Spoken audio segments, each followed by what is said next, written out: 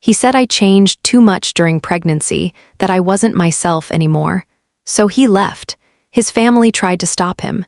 His friends warned him. But he walked out anyway, and by the time he regretted it, there was no door left to open. Before we begin, please like, subscribe, and tell us where you're watching from. Let's all be internet friends. They say pregnancy changes you, and they're right. It wasn't just the swelling ankles or the exhaustion that clung to me like a second skin. It was deeper, a fundamental shift in who I was, how I saw the world, what truly mattered. I was becoming a mother, and with that transformation came a fierce, primal instinct to protect, to nurture, to prioritize a life beyond my own. But while I was growing a human, my husband, the man who had sworn to love me in sickness and in health, was watching me with a growing unease. He saw the sleepless nights, the mood swings, the expanding waistline, and told me with chilling clarity that I wasn't myself anymore. I just thought he was struggling to adjust. I never imagined those words were the beginning of the end, the first crack in the foundation of everything we had built. In the beginning, he loved the idea of being a father. At least, that's what he said, and for a long time I believed him. From the moment we saw that positive test, his excitement was palpable. He'd spend hours poring over baby name books, whispering combinations to my growing belly. He'd talk to the baby, his voice soft and low, telling it about the world it was coming into, about all the adventures we'd have as a family. He'd kiss my stomach, a tender, possessive gesture that made me feel cherished and secure. He'd look at me, eyes shining, and tell me how incredibly proud he was of me, of what I was doing, of the life we were creating. I saw our future stretching out, perfectly formed, a testament to our love and this shared dream. But as the pregnancy progressed, that bright, eager love began to thin. The first trimester was brutal. I was sick, nauseous all the time, the world spinning if I moved too fast. Then came the relentless exhaustion, a bone-deep weariness that stole my energy and my sparkle. My body began to change, swelling in places I didn't recognize, and with it came the unpredictable surge of mood swings, a whirlwind of emotions I couldn't control. There were days I'd cry for no reason, tears streaming down my face for hours. And then there were days I'd be silent, so utterly drained that even speaking felt like an insurmountable effort. I stopped dressing up, stopped initiating sex, stopped pretending everything was fine. I was no longer the vibrant, energetic woman he'd met. I was a vessel, exhausted and transformed, and his attention, once so devoted, started to visibly fade. The change in him wasn't gradual. It hit me like a cold wave, delivered with chilling bluntness. I was stretched out on the couch one evening, too tired to even change out of my sweatpants, feeling the baby kick, a small comfort in my discomfort. He walked in, took one look at me, and his face hardened. "You know," he started, his voice flat, "you're just not the same." The words landed with a thud, leaving me stunned. I tried to sit up, a defensive explanation already forming on my tongue. "Of course I'm not the same," I started. "I'm growing a human being. It's temporary, I'm just tired, it'll get better." But he cut me off with a dismissive wave of his hand. "No," he interrupted, "this isn't what I signed up for. You've let yourself go." He said those things out loud, to my face, and his eyes, usually so warm when he looked at my belly, were now cold, seeing only what he perceived as my failure. The cruelest part was that he didn't keep his disappointment to himself. He began to voice it to others, especially to his family. I overheard him one evening, on the phone with his mother, his voice low but agitated. "She's just different, Mom," he complained. "This isn't what I expected. I'm thinking about leaving." My stomach dropped, even as I pretended not to listen. His mother, however, wasn't having it. Her voice, sharp and clear even from the other room, cut through his grievances. "What are you talking about?" she demanded. "Pregnant women change. Your father and I went through the same thing with you." Her voice dropped, becoming stern. "If your father had left me when I carried you, you wouldn't have known this happy life you have." Her words were a stinging rebuke, laced with profound disappointment. "And you're going to walk away from the woman who's giving you a child?" The question hung in the air, a blunt, undeniable call-out of his selfishness. His father was a man of few words, but when he spoke, they carried weight. After his mother's furious phone call, his father pulled him aside. No yelling, no histrionics, just a quiet, firm truth delivered with an unblinking gaze. "Son," he began, his voice deep, "a man's legacy isn't built on comfort, but on who he shows up for, who he stands by when things get hard." He paused, his eyes distant, clearly reflecting on his own past. "Your mother wasn't easy when she carried you. She was sick, exhausted, cried at commercials. But I stayed, because that's what you do. You're making a mistake you can't undo." The unspoken comparison hung heavy in the air. His father's example, his quiet steadfastness through his own wife's pregnancy, was a silent condemnation of his son's fleeting commitment. His sister, usually his closest confidant, tried a different approach. She sat him down, her expression serious, almost pleading. She didn't yell or accuse, instead she personalized it. "Look," she said, her voice soft but firm, "I need you to imagine something. If I was pregnant and my husband bilaid on me, what would you do to him?"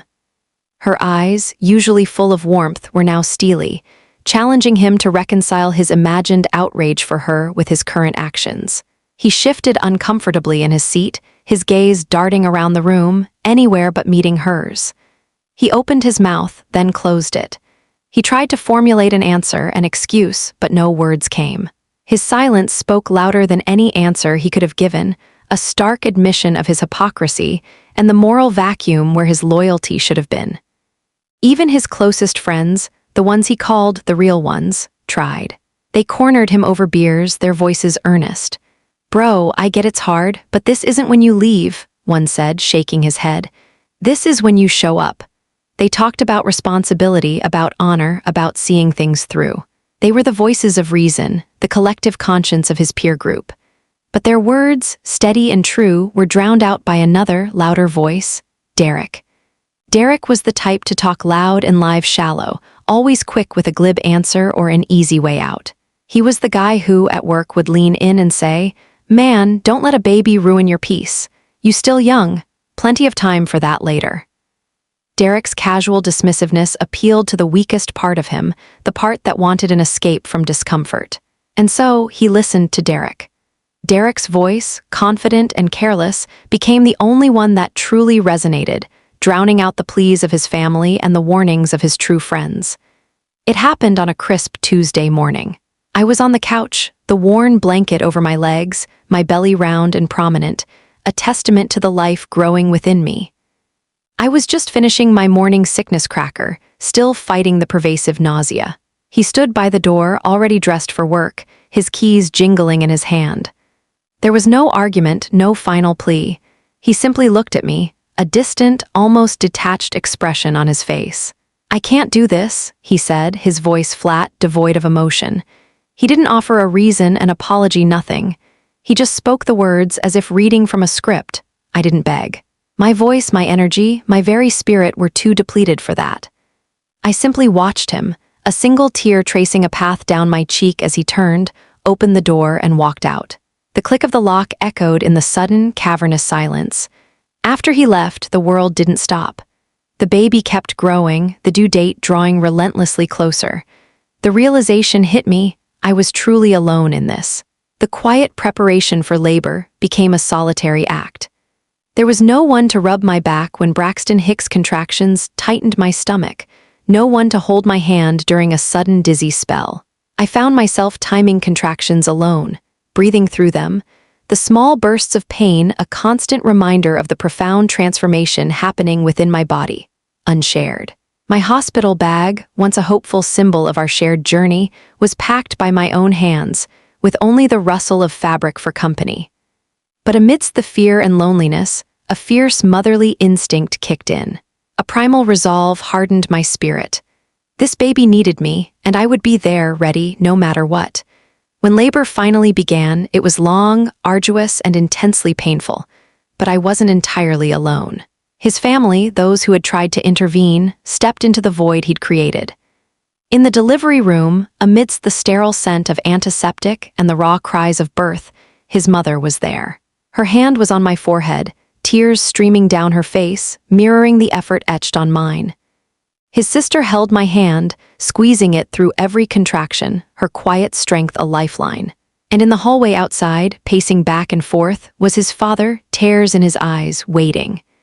They were all there, witnessing the profound, messy miracle of birth, offering support and a silent apology for their son's absence. He, however, was not there.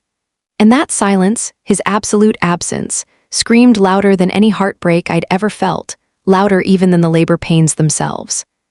After the raw, triumphant exhaustion of birth, I lay in the hospital bed, my body aching, but a profound peace settling over me as I gazed at the tiny, perfect face beside me.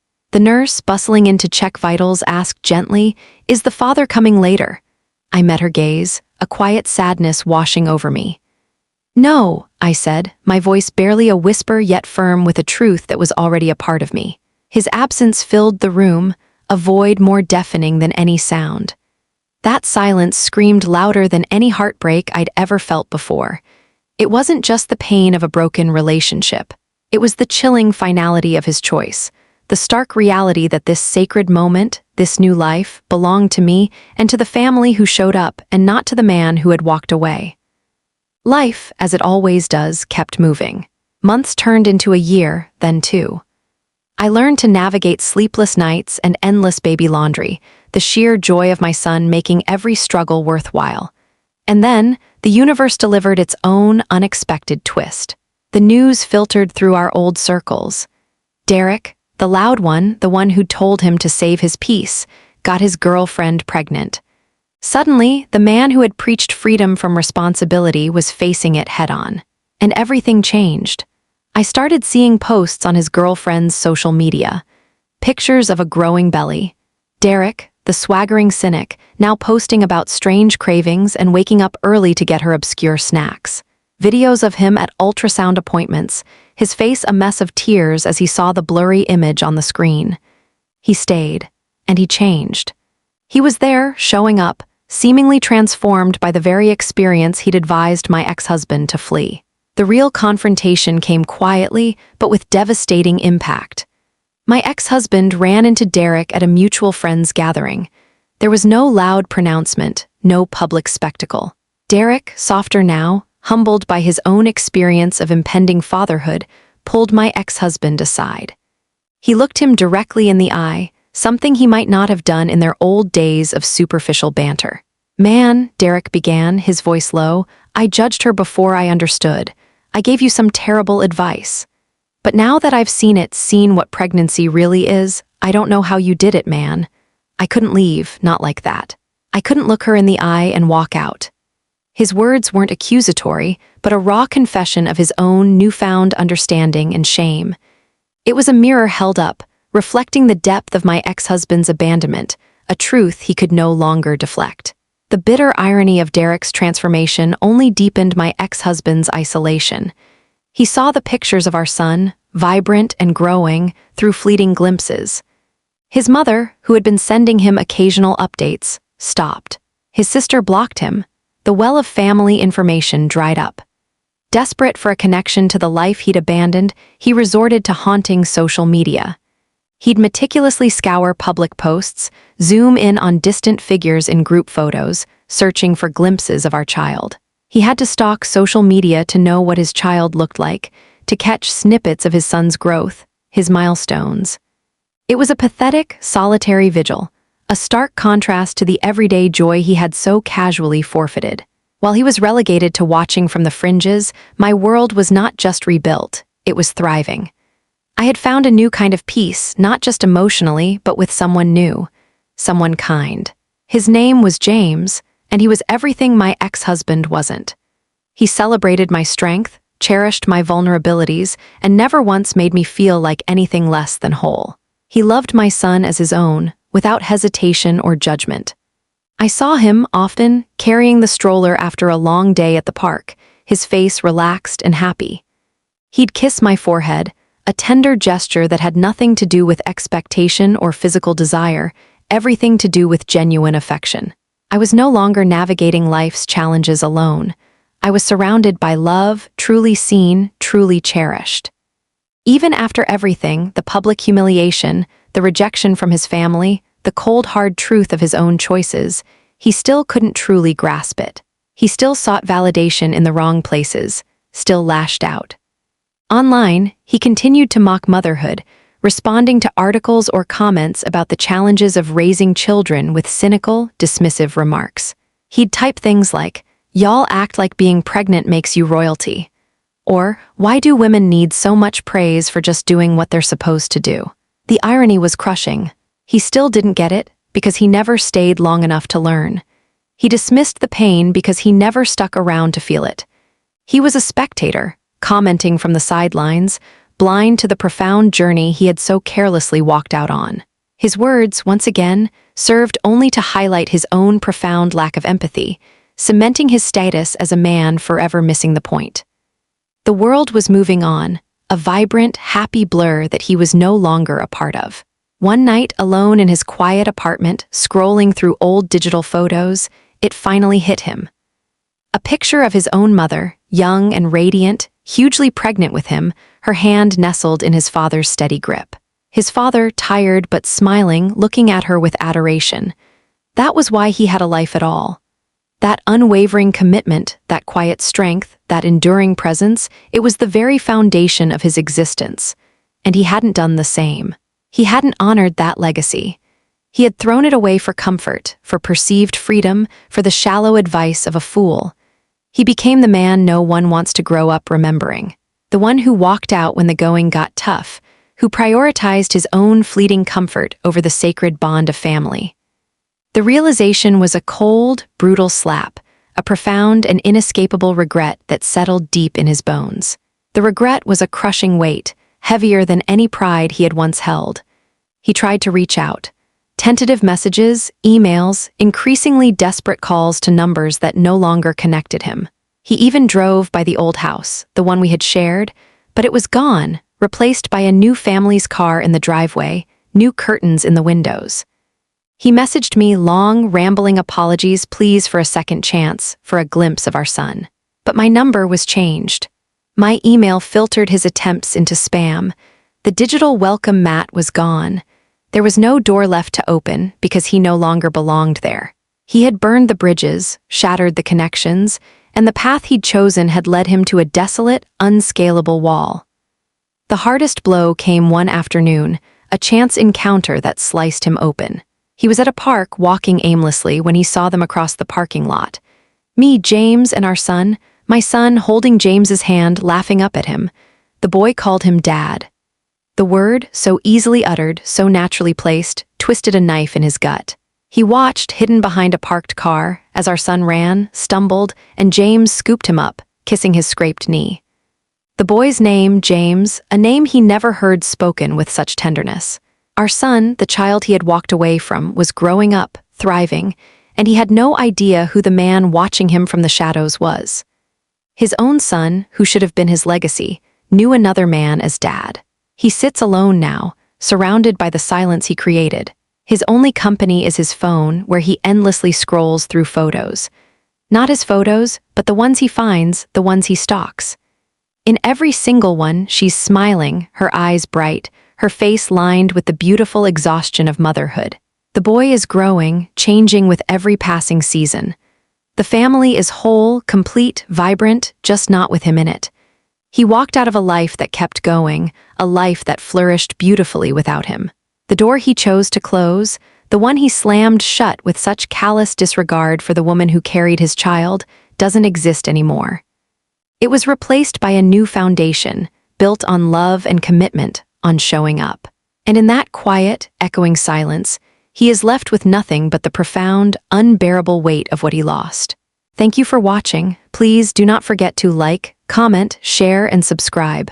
I love you all.